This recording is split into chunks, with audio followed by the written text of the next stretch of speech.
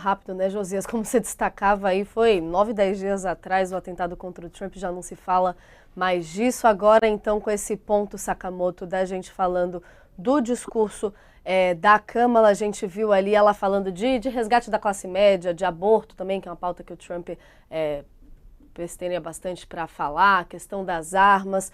E esse ponto que o Josias falou também de pintando esse paralelo de promotora versus condenado. Como é que você vê como ela vai usar isso tudo na campanha e tendo visto também aí esse ataque já do J.D. Vance, como que eles vão avançar nos ataques a ela, quais que são as fragilidades de Kamala que devem ser exploradas daqui para frente, porque obviamente já estão preparando ali todo um dossiê para avançar nessa discussão, né?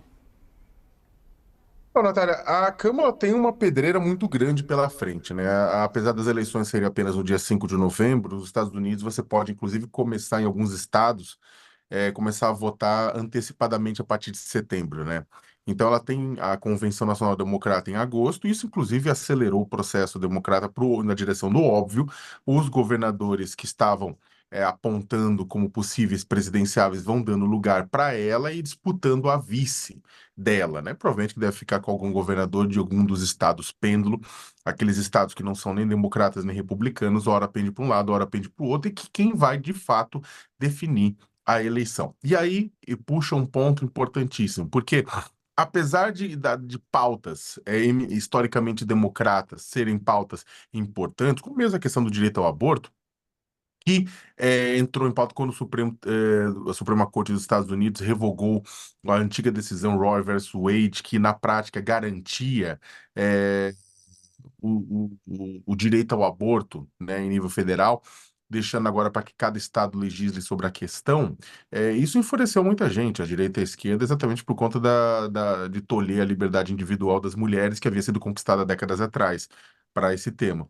Então, o que acontece, é claro que é um tema importante, porém, o que é mais importante daqui até novembro para a Kamala Harris e para o Trump é endereçar temas que interessem eminentemente esses estados pêndulo, né? Você não precisa conquistar com pautas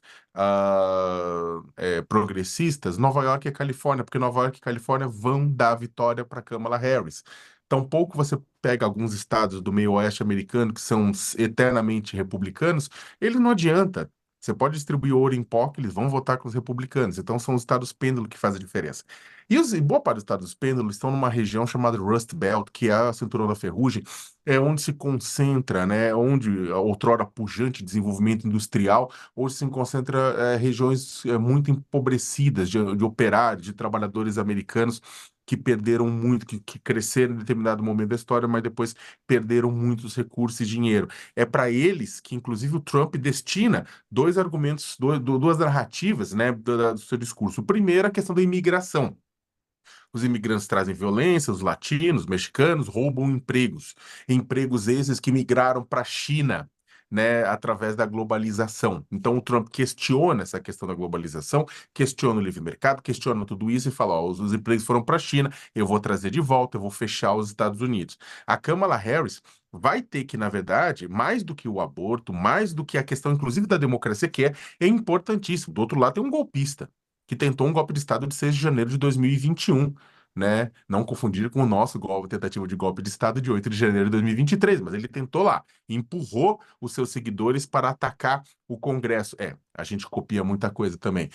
E lá houve mortes, inclusive, né? Então, o que acontece é que a questão da democracia é fundamental, a bandeira da democracia é fundamental, mas para esses estados pêndulo, a questão do emprego e da qualidade de vida é fundamental.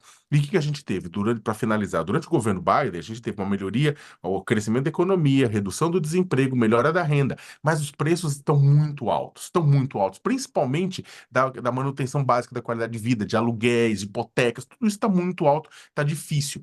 E isso está repercutindo junto a essa população nessa área. E aí a Câmara vai ter que batalhar, vai ter que defender o legado do Biden, que é um peso para ela, é um legado importante de crescimento, mas também de questões que viraram polêmica, como, por exemplo, a geração de empregos verdes, de redução de exploração de carvão, petróleo, xisto, fracking, tudo isso no território americano e o desenvolvimento de empregos verdes, né, mais sustentáveis em consonância com a questão das mudanças climáticas essas negadas pelo trumpismo. Então, o que acontece? Ela vai ter que defender isso enquanto Trump ataca isso. Ela vai ter que defender o desenvolvimento local e a economia. Novamente, é aquela discussão, aquele assessor do Clinton, né, lá, que usou aquela frase, é a economia estúpida. E é a economia que vai fazer diferença nos estados pêndulo.